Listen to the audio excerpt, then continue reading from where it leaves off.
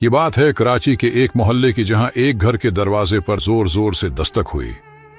बूढ़े शख्स ने दरवाजा खोला तो हमसाए गुस्से से उठे थे। बुजुर्ग थोड़ा सा परेशान हुए और पूछा कि सब खैरियत है ना? खैरियत कहाँ है भाई, तुम्हारा लड़का आए रोज हमारे घर की दीवारों पर कोयले से पता नहीं क्या नक्श व नुगार बनाता रहता है। सारी दीवारें उसने काली कर रखी हैं। तुम अपने लाडले को मना क्यों नहीं करते? उसे समझाओ वरना अच्छा नहीं होगा। बड़े मियाँ ने वक्ती तौर पर अहल मोहल्ला को समझा बुझाकर भेज तो दिया, लेकिन वो उस शिकायत से कुदरे नाला भी थे।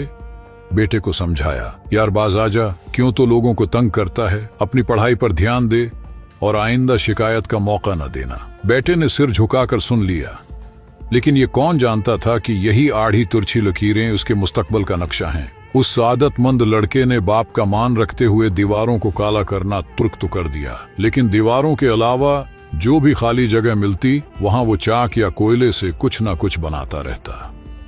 स्कूल में उसातिजा की गैर मौजूदगी में तख्ता सियाह पर चाक की मदद से वो अपने शौक की तकमील करता रहता। कभी डांट और कभी हौसला अफजाई दोनों बराबर मिलते रहे। वक्त गुजरता रहा। स्कूल में मुताती और खुशनवीसी के मुकाबलों में हिस्सा लेना शुरू कर दिया। जो भी लिखा हुआ या बना हुआ नमूना देखता उसे वो बहु चाक की मदद से बना लेता था। खुशनवीसी के कवायद या खतों की पहचान तो उसे बिल्कुल भी नहीं थी, लेकिन जैसा भी मुश्किल से मुश्किल खत होता वो उसे कागज पर उतार लेता। कोई पूछता कि ये कौन सा खत है या कौन सा स्टाइल है तो वो बता नहीं सकता था, क्योंकि उसके पास बाकायदा तालीम तो नहीं थी, न ही पहचान थी। क्लास में सबसे पहले आता, चाक से तख्ता स्याह पर अपनी मुश्क करता रहता। बाकी हम जमातों और उसातिज़ा के आने से पहले वो ठीक ठाक मश्क कर लेता, और अगर कभी कभार कोई उस्ताद देख लेता तो हैरान रह जाता कि नौ उम्र और नौ आमोज बच्चे का इतना उम्दा खुश खत। आहिस्ता आहिस्ता इसकी मुश्क में पख्तगी तो आ गई, लेकिन बाकायदा रहनुमाई से महरूम ही रहा। स्कूल में कोई खताती का उस्ताद नहीं था, और आर्ट या ड्राइंग का उस्ताद उसे थोड़ा बहुत सिखा तो देता था, लेकिन वो लड़का उन उस्तादों से ज्यादा बेहतर लिख लेता था। छोटे छोटे मुकाबले जीतता रहा। मोहल्ले में भी बैनर और इश्तहार लिखने वाले की हैसियत से पहचान बनवा ली। इसी दौरान मैट्रिक कर ली और आगे तालीम जारी रखना मुश्किल हो गया तो स्कूल जाना छोड़ दिया। ब्रश और रंग लेता और गलियों महल्लों में निकल जाता, लोगों की दुकानों पर नाम लिखता, बैनर लिखता और चंद पैसे कमाता। इस काम से उसे तस्कीन नहीं मिल रही थी, क्योंकि उसकी मंजिल कोई और ही थी। एक दिन उसे कहीं से एक किताब मिल गई जिसका नाम था खुश खती सीखें। इस किताब में उर्दू और अरबी के खतों के मुतालिक मालूमात थी, जैसे ब्रश, कलम और रंगों की बुनियादी मालूमात। इसने वो किताब हिफ्ज कर ली और खतों की शक्लें याद करके उनकी मशक शुरू कर दी। एक दिन वो बड़ी किताबों की दुकान में गया और वहां से अपने काम के मुतालिक किसी किताब का पूछा। उसे कोई खास किताब तो न मिली, मगर अरबी रस्मुल खत के मुतालिक उसे एक छोटा सा किताबचा मिल गया। उसने वही खरीद लिया तो वो अरबी रस्मुल खत को हिफ्ज कर गया। एक दफा कराची की एक मसरूफ शाहराह पर वो ताज कंपनी का साइन बोर्ड लिखने में मसरूफ था कि एक बड़ी गाड़ी उस बोर्ड के नीचे आकर रख गई, और गाड़ी में बैठे शख्स ने उसे नीचे आने का इशारा किया। वो नीचे आया तो देखा उससे मुखातिब एक अरबी शख्स है, और अरबी जबान से तो वो नावाकिफ था। उस बड़ी गाड़ी के पीछे एक छोटी गाड़ी, जिसमें अरबी शख्स के जानने वाले पाकिस्तानी अफराद थे। वो नीचे उतरे और इस लड़के से कहने लगे कि शेख चाहता है कि तुम उसके साथ सऊदी अरब चलो और वहां जाकर उसके लिए खुताती का काम करो। लड़का कहने लगा, मुझे तो अरबी बोलना और लिखना आती ही नहीं, मैं कैसे ये काम करूंगा? तो इस अरबी शख्स ने बताया कि तुम जिस खत में ये बैनर लिख रहे हो ये अरब का मशहूर खत है और उसे हर कोई लिख भी नहीं सकता। तुम तो उसे कमाल महारत से लिख रहे हो और कहते हो मैं जानता भी नहीं। वो अरबी सऊदी सफीर का दोस्त था और पाकिस्तान से हुनरमंद अफराद को लेने आया था।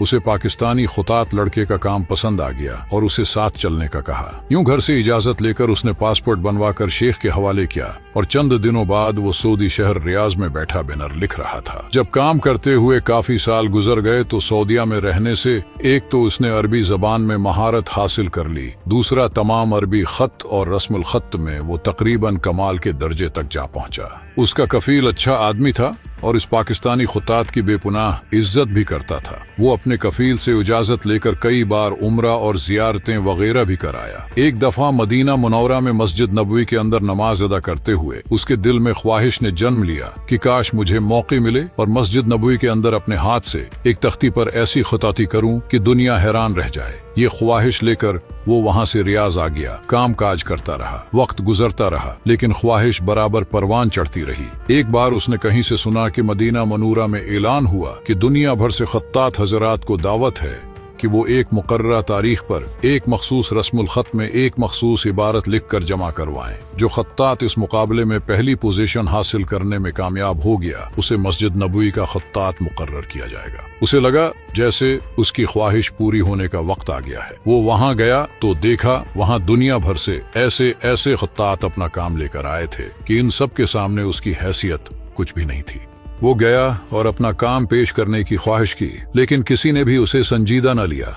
نہ تو وہ معروف تھا اور نہ ہی اس کا کوئی کام ایسا تھا جو مشہور ہو، اور اوپر سے وہ کتابت کی جگہ سائن بورڈ اور بینر لکھنے والا اور پھر اہل زبان بھی نہیں، اور یوں اسے حصہ نہ لینے دیا گیا اور وہ مایوس ریاض لوٹ آیا۔ مقابلے کے اختتام کا وقت قریب تھا اور اس کی ایک بھی نہیں چل رہی تھی۔ تقریباً اس نے دل چھوڑ ہی دیا تھا کہ اس کی دکان پر ایک عربی آیا۔ اس نے کہا مجھے فلاں سائز کی تختی خط ثلث میں چاہیے۔ اس نے لکھ دی تو وہ حیران رہ گیا کہ اتنے چند ریالوں میں اتنا بہترین کام تو کوئی بھی نہیں کرتا۔ اس نے کہا تم میرے ساتھ چلو اور میرے لیے کام کرو، وہاں معاوضہ دگنا ملے گا۔ اس لڑکے نے انکار کر دیا تو وہ عربی کہنے لگا میں ایک دکان مدینہ منورہ میں کھولنا چاہ رہا ہوں، اگر کوئی دوسرا خطاط ہوا تو بتانا۔ جب اس لڑکے نے مدینہ منورہ کا نام سنا تو کہا مجھے لے چلو، میں وہاں کام کروں گا۔ اسے ایک امید لگ گئی کہ شاید میرا وسیلہ بن جائے۔ یوں وہ کسی نہ کسی طرح پہلے مہربان کفیل کو تقریباً ناراض ہی کر کے مدینہ منورہ چلا گیا۔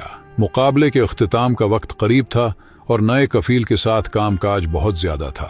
دکان چھوڑ کر نکلنا بڑا مشکل تھا۔ نیا کفیل اس کے کام سے حد درجہ خوش تھا۔